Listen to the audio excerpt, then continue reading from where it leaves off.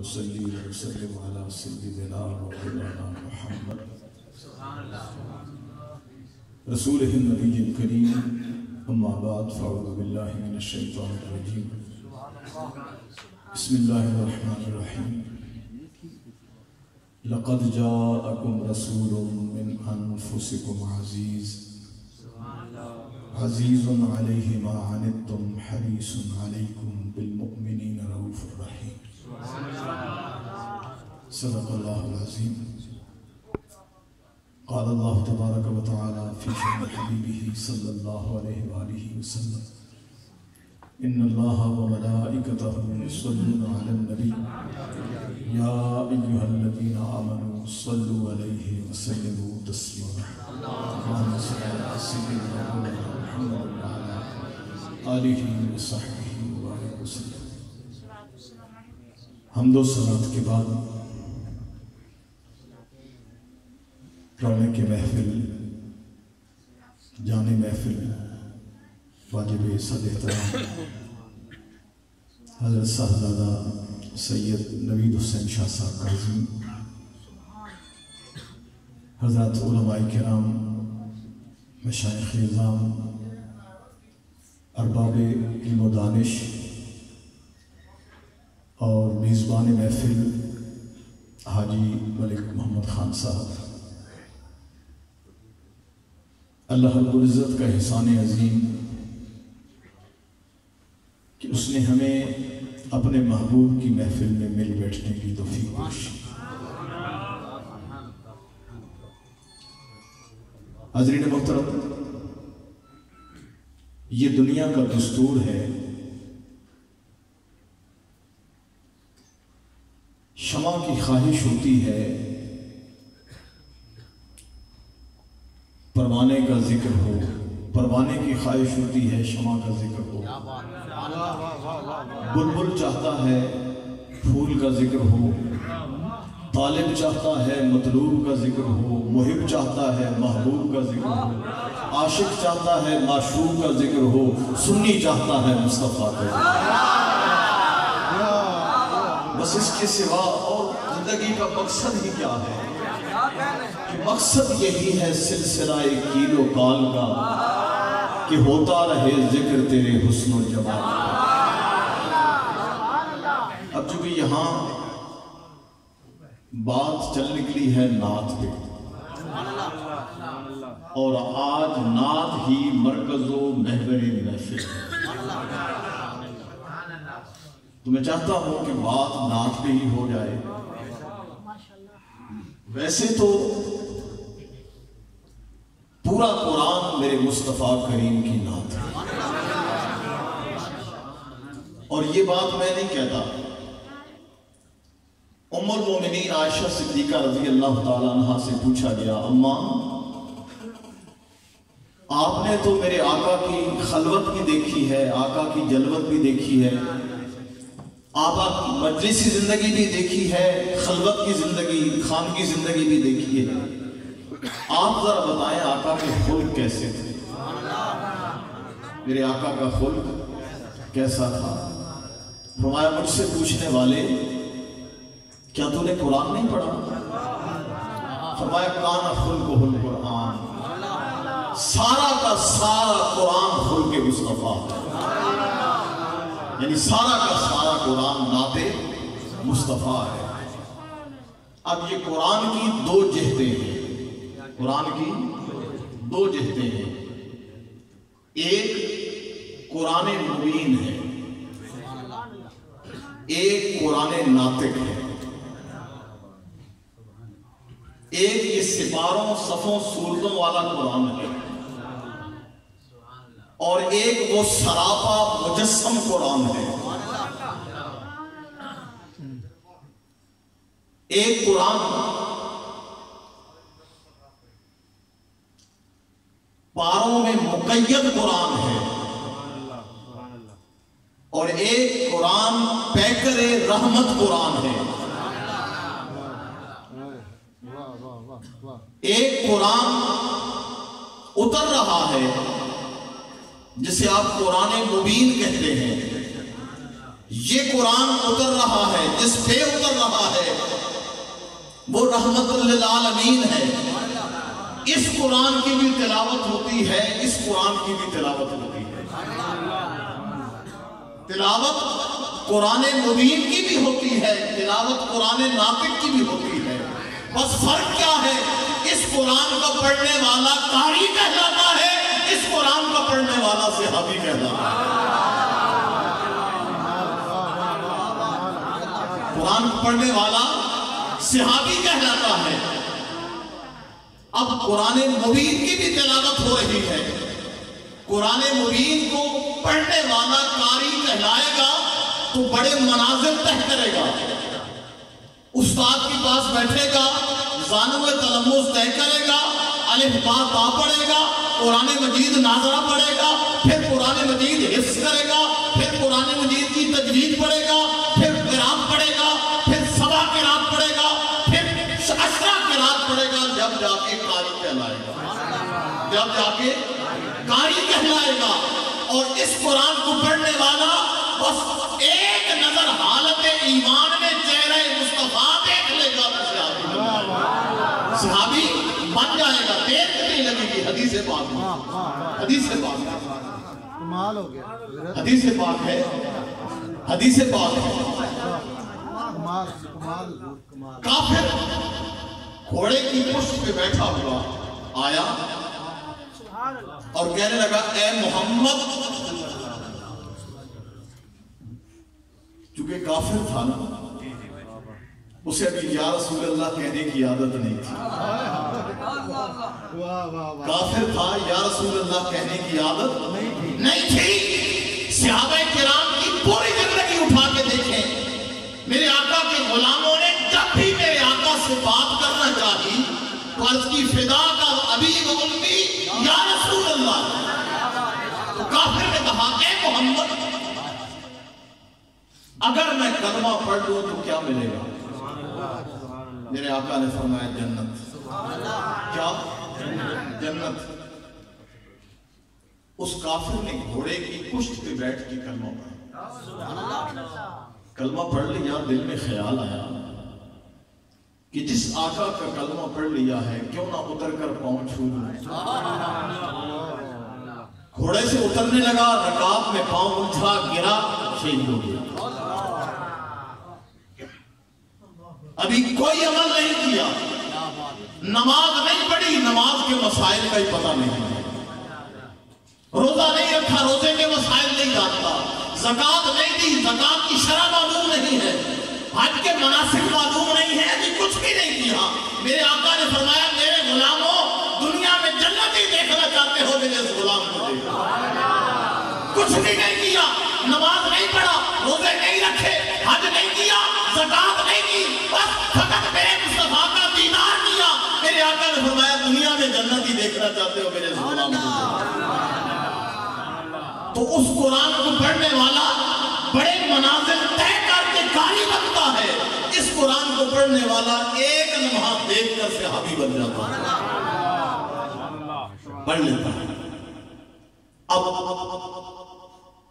قرآن کو پڑھنے والوں نے، یہ قرآن جب اترتا ہے، یہ قرآن تو سپاروں صفوں کی صورت میں اترتا ہے، یہ قرآن پیکر قرآن ہے، تلاوت اس کی بھی ہو رہی ہے، تلاوت اس کی بھی ہو رہی ہے۔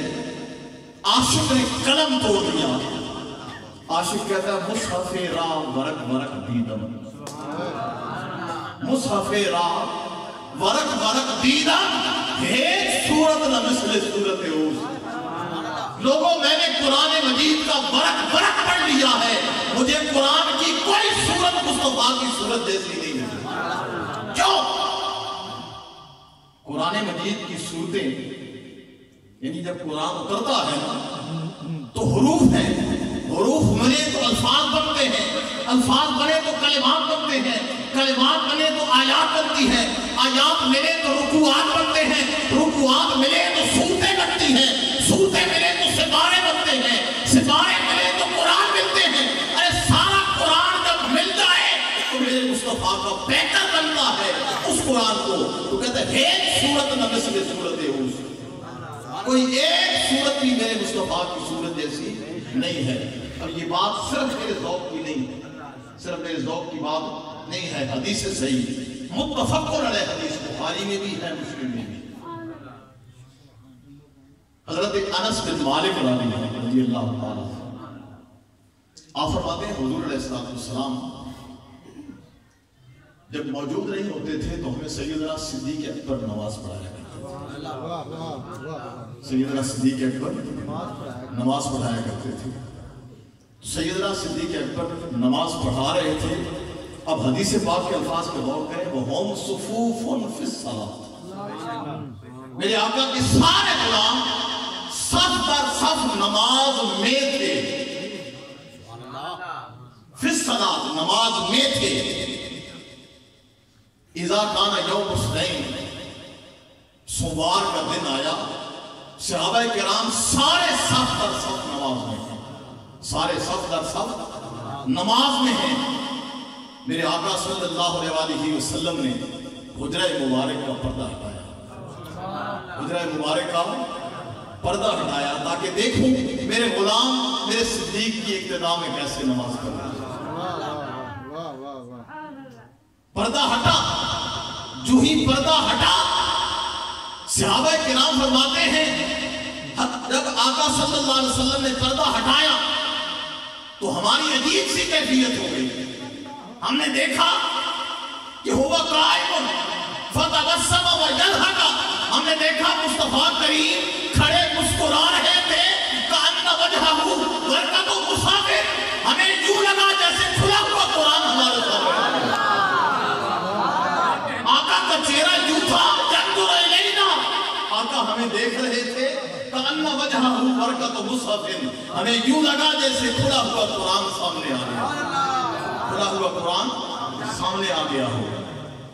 اب صحابی یہ حضرت انس بن مالک جو میرے مصطفیٰ کے وہ غلام ہیں جنہیں چھوٹی عمر میں آقا صلی اللہ علیہ وسلم کی خدمت کی توفیق ملی, وہ انس بن مالک فرماتے ہیں حتی ظننا اب نفقاتنا من الفاہد رؤیت النبی صلی اللہ علیہ وسلم, کہ ہم نے 3 دن آقا کا دیدار نہیں کیا تھا, جب اچانک چہرہ مصطفیٰ سامنے آیا تو ہمیں یہ گمان گزرا کہ ہم آقا کے دیدار کی خوشی میں نمازیں توڑ دیں گے.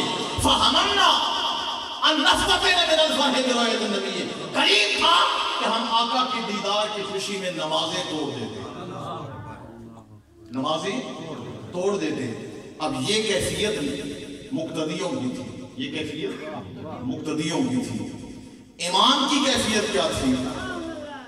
امام کی کیفیت یہ کہ سیدنا صدیق اکبر کو جب محسوس ہوا نا کہ آقا صلی اللہ علیہ وسلم شاید آ رہے ہیں تو فنکس ابو بکر علی عقبیہ لیصل الصف, حضرت ابو بکر پیچھے ہٹنے لگے تاکہ صف میں آ جائے. وظن ان النبی خارج للصلاۃ, انہیں خیال گزرا کہ شاید آقا نماز کے لیے تشریف لا رہے ہیں. حدیث صحیح ہے, متفق علیہ حدیث, شاید آقا نماز کے لیے تشریف آ رہے ہیں. تو جب دیکھا تو میرے آقا صلی اللہ علیہ وسلم نے فرمایا فاشار الینا النبی صلی اللہ علیہ وسلم اتموا صلاتکم, آقا صلی اللہ علیہ وسلم نے ہمیں اشارہ فرمایا لوگوں اپنی نمازیں مکمل کریں. ورخ ستر, اور پھر پردہ گرا دیا, پھر پردہ گرا دیا. یہ نہیں فرمایا کہ نمازیں ٹوٹ گئی ہیں, قبلے سے رخ پھر گیا. میرے آقا مسجد نبوی کے بائیں جانب انتہائی ایکسٹریم لیفٹ پہ کھڑے ہیں اور مسکرا رہے ہیں. تو صحابہ کرام کا یہ کہنا کہ ہمیں یوں لگا جیسے آقا مسکراتے اور یوں لگ رہے جیسے کھلا ہوا قرآن سامنے آ گیا ہو, جیسے کھلا ہوا قرآن سامنے آ گیا ہو. تو گویا صحابہ کرام کو نمازیں بھول گئی تھی, وہ چہرہ مصطفیٰ میں مستغرق ہو گئے, چہرہ مصطفیٰ میں مستغرق ہو گئے تھے. میرے مصطفیٰ نے یہ نہیں فرمایا قبلے سے رخ پھر گئے ہیں نمازیں ٹوٹ گئی ہیں, نہیں فرمایا اتموا صلاتکم, اپنی نمازیں پوری کرو.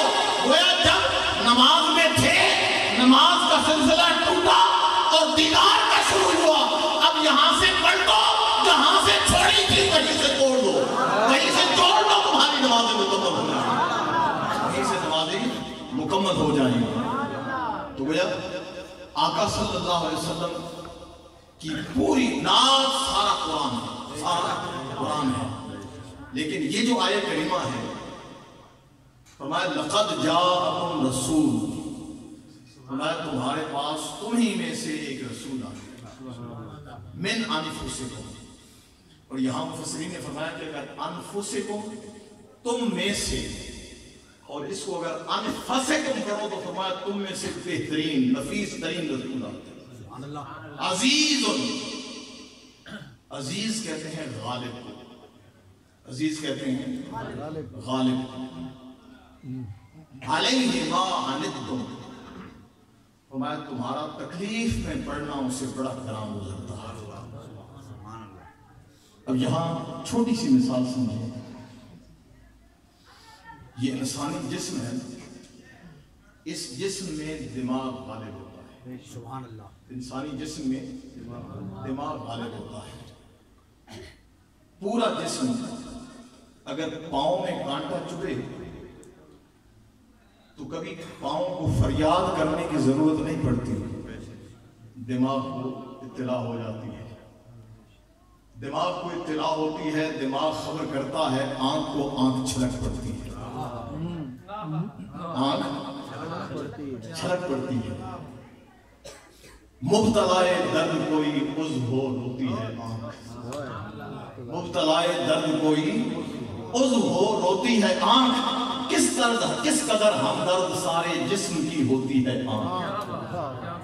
पांव में कांटा चुभे, दिमाग को खबर होती है, रोती आंख है।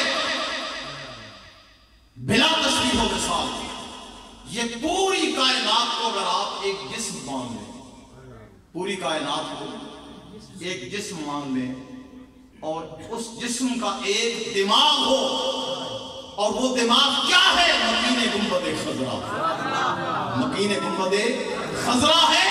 और पूरी कायनात में अगर किसी को तकलीफ होती है तो गुंबदे खजरा के मकीन को खबर हो जाती है, गुंबदे मकीन के खबर हो जाती है। अब जिस तरह पाँव में तकलीफ हो या जिस्म के किसी हिस्से में तकलीफ हो, उसे फरियाद की जरूरत नहीं होती, उसे खबर हो जाती है।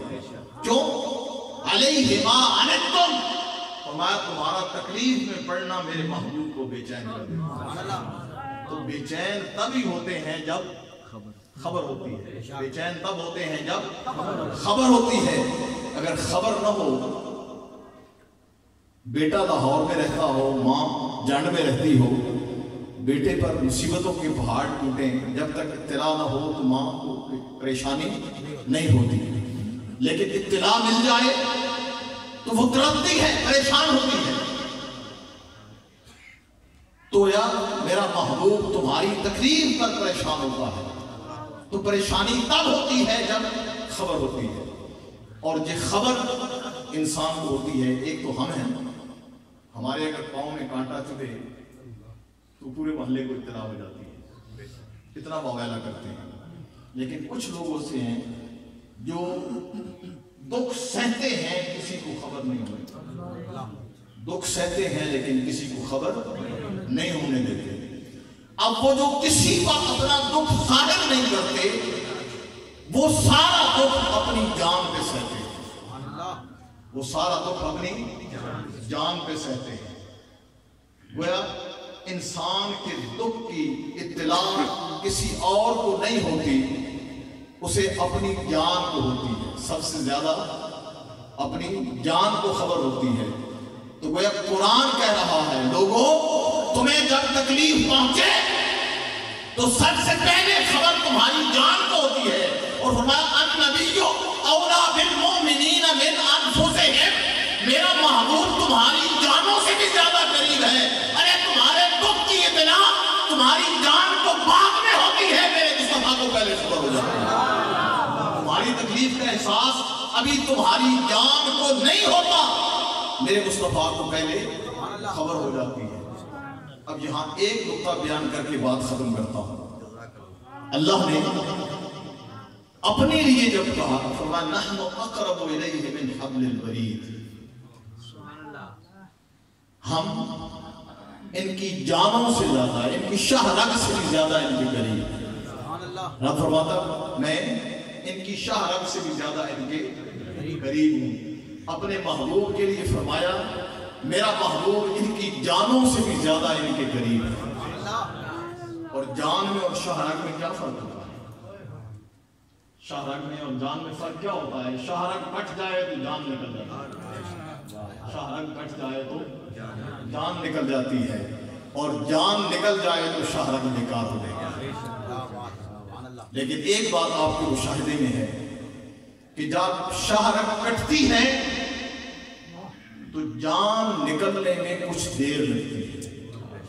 شاہ رگ کٹ جائے، آپ جانور ذبح کرتے ہیں، قربانی کرتے ہیں، شاہ رگ کٹ جائے تو جانور کچھ دیر تڑپتا رہتا ہے۔